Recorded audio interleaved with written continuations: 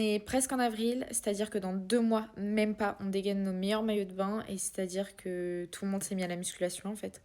Bon, en vrai, en à peine 4 mois, je suis passée de ce physique, je te laisse regarder, à celui-là, ce qui est mon physique actuel.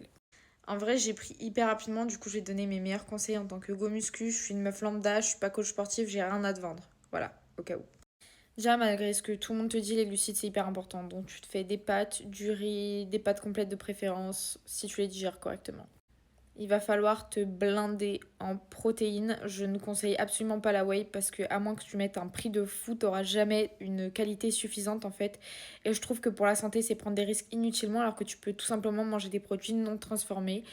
Et tout simplement pour augmenter bêtement ton taux de protéines, mange juste des œufs le matin dès que tu te réveilles. Et mon petit conseil, c'est les œufs au plat, c'est mieux pour le taux de cholestérol, etc. avec le jaune d'œuf. Bref. Ensuite, inutile de faire une prise de masse trop rapide, c'est ce que j'ai fait. Et honnêtement, à l'heure actuelle, je suis pas à 100% satisfaite de mon physique parce que je trouve que j'ai pris beaucoup trop de masse graisseuse, même si ça se voit pas forcément. On va parler cru, mais si tu veux prendre des fesses, arrête d'appliquer à 100% ce que les meufs sur TikTok te disent. Concentre-toi sur les exercices principaux. Et moi, je te conseille squat, fente bulgare, hip thrust. Kickback, ça va te permettre de mieux cibler, mais honnêtement, c'est pas ce qui est le plus efficace en termes de prise de volume. Ça ne sert absolument à rien de t'entraîner 5 fois par semaine, 3 à 4 entraînements par semaine suffisent largement tant que tu mets de l'intensité dans tes séances.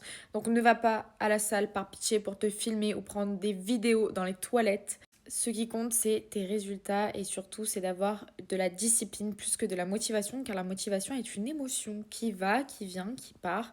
L'important, c'est d'aller à la salle même quand tu n'as pas envie d'y aller et que tu as mieux à faire.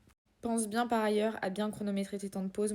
Ça t'évite de passer 3 heures à la salle en fait. 1h30 de séance à 2 heures pour le bas du corps suffit amplement et encore. Si t'as des questions, n'hésite pas.